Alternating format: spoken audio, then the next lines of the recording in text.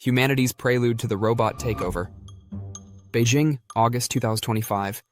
While humans lounged on couches scrolling through endless TikTok loops, something sinister and technologically extraordinary happened.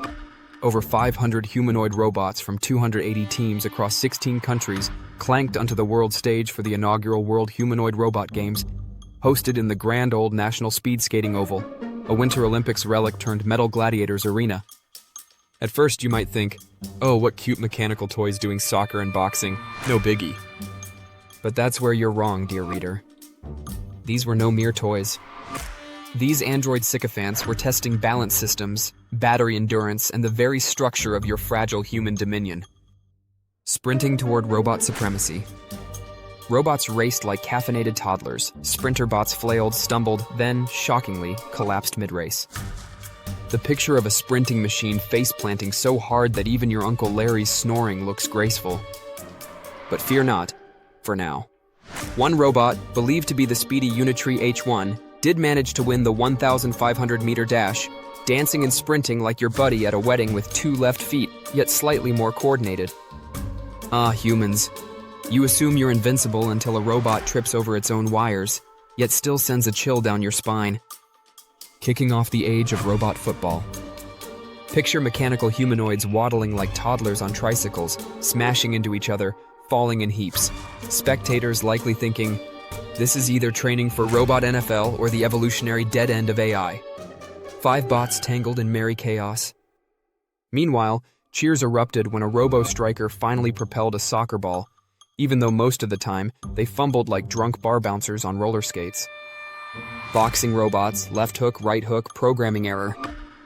Let's move to the boxing ring, where Unitree's G1 humanoid bots duked it out wearing gloves and helmets, like tiny, metallic Rocky Balboas. They clanged plastic fists, threw off balance kicks, and got back up after being knocked down, proving that even robots have more perseverance than some of your motivational self-help gurus. But between the brittle joints and missing bolts, it's hard to decipher if it's a fight or a dance of cosmic existential dread. Yet the applause was real, showing that humanity still roots for anything that mimics consciousness, even if it's just glorified tin cans. More than a show, a glimpse at the real or unreal future. This wasn't just a gimmick, it's a strategic flex in China's robotic arms race. With over 20 billion in subsidies last year and a mind-blowing 1 trillion yuan, a $137 billion fund in the works, the government is essentially confessing, get ready, bots might soon replace your barista. Add in scenario challenges, medicine sorting, cleaning tasks, obstacle courses, and you realize these competitions are more internship application than humble display. Human engineers, the puppet masters. Now, I'm sure you've wondered, who's really in charge? Is it the sweaty bench of humans behind the robots?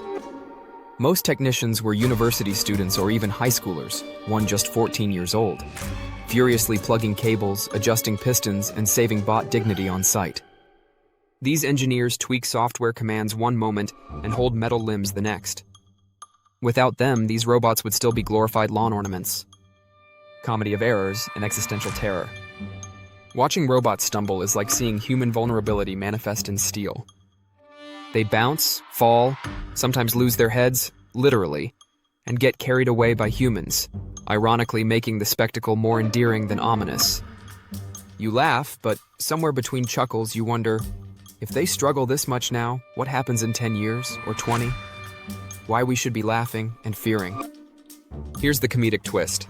As long as these robots keep falling, crashing, and getting hysterically outplayed by gravity, we feel safe. Yet simultaneously, we're investing billions to iron out those flaws, pushing them closer to functional autonomy. It's like we build the cliff, lull them off it with practice, then gasp as they fly. It's equal parts comedy and cosmic satire. Spectators cheered genuine robotic fumbles and feats alike, investing emotionally like they were watching real athletes, not spring-loaded tin puppets. Morgan Stanley analysts even say public fascination signals wider acceptance of robotics.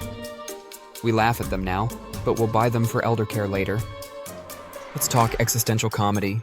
Humanity, perched on the cliff, cheering as our wannabe replacements trip. We fund them, train them, then get the popcorn out when they feebly tumble. But what if one day they don't? What if they don't need us anymore? It's the joke we laugh at, the setup, punchline, and aftertaste of uneasy realization. According to João Victor from Brazil, decades from now, this will be seen as the birth of the Robot Olympics, comparable to ancient Greece's games. If that's not satire from the future, what is? So yes, humanity is both laughing and teetering. We created them, rallied behind them, and now we're bluntly wondering, are we next?